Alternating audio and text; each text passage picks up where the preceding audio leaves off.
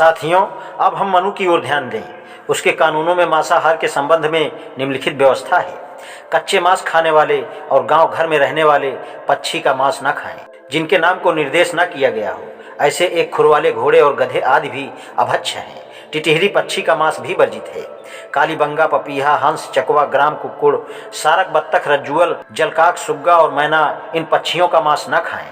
कठफोड़ा और जिनके चंगुल झिल्ली से जुड़े हों वे जलमुर्गा, नक से बिदीर कर खाने वालों और पानी में डूबकर मछली खाने वाले पक्षी बदस्थान का मांस और सूखा मांस वर्जित है। वगुला, वलाका, द्रोड़काक, खंजन मछली खाने वाले जल जीव, ग्राम में सुकर और सब प्रकार की मछलियां न खाएं। जो जिसका मांस खाता है वह उसका मांस खाने वाला कहलाता है। मछली सबका मांस खाती है। जो मछली खाता है वह सब मांसों को खाने वाला है, इसलिए मछली न खाएं। पाठीन, बुआरी और रोहित रोहू मछली हायकाय के लिए प्रशस्त कही गई है। राजीव, सिंहतुंड और मोटी खाल वाली सब मछलियां खाद्य हैं। अकेले चलने और रहने वाले सपद जीवों को भक्ष्यों में कहे गए वे पशु पक्षी जो परिचित न हों, उन्हें और पंचनख वाले वानरादि प्राणियों को न खाएं। पंचनखियों में सेंध, शाही, गोह, गैडा, कछुआ और खराहा तथा एक और दांत वाले पशुओं में ऊंट को छोड़कर बकरे आदि भक्ष्य हैं, ऐसा कहा गया है। पशुओं की हत्या के बारे में अशोक और मनु के जो कानून हैं वे यहाँ आ गए। निस्संदेह हमारा विषय मुख्य रूप से गोहत्या है। अशोक के कानून की परीक्षा करने पर सवाल उठता है कि क्या गोहत्या निषिद्ध ठहराई गई थी। इस बारे में मतभेद मालूम होता है। प्रोफेसर विंसेंट स्मिथ का विचार है कि अशोक ने गोहत्या का निषेध नहीं किया था। अशोक के कानूनों पर टिप्पणी करते हुए इस बारे में प्रोफेसर स्मिथ कहते हैं, यह बात ध्यान देने की है कि अशोक के कानूनों में गोहत्या का निषेध नहीं है। ऐसा लगता है कि वह गैर कानूनी नहीं थी। प्रोफेसर राधा कुमुद मुखर्जी प्रोफेसर स्मिथ से सहमत नहीं थे। उनका कहना है कि अशोक ने गोहत्या पूरी तरह बंद कर दी थी। प्रोफेसर मुखर्जी का आधार स्तंभ लेख संख्या 5 का वह हत्या से दूर का उदाहरण है जो सभी चौपायों पर लागू था। उनका तर्क है कि इस तरह गोहत्या से छूट मिल गई थी। स्तंभ लेख में जो कुछ कहा गया है उसका यह ठीक अर्थ नहीं है। स्तंभ लेख में जो कथन है वह विशेषता लिए हुए है। वह सभी चौपायों पर लागू नहीं होता। वह केवल उन चौपायों पर लागू होता है जो न तो किसी प्रकार के उपयोग में आते हैं न खाए जाते हैं। गौ को हम ऐसा चौपाया नहीं कह सकते जो न तो किसी प्रकार के काम में आते हैं न खाए जाते हैं। ऐसा लगता है कि प्रोफेसर स्मिथ का यह कथन ठीक है कि अशोक ने गोवध बंद नहीं किया था। प्रोफेसर मुखर्जी का यह कहकर कठिनाई से बच निकलने का कोशिश करते हैं कि अशोक के समय गोमांस नहीं खाया जाता था और इसलिए उनकी निषेधात्मक आज्ञा गौ पर भी लागू होती है। प्रोफेसर मुखर्जी का कथन एकदम बेहुदा है, क्योंकि गौ ऐसा पशु है जिसे सभी वर्ग के लोग ही खाते थे।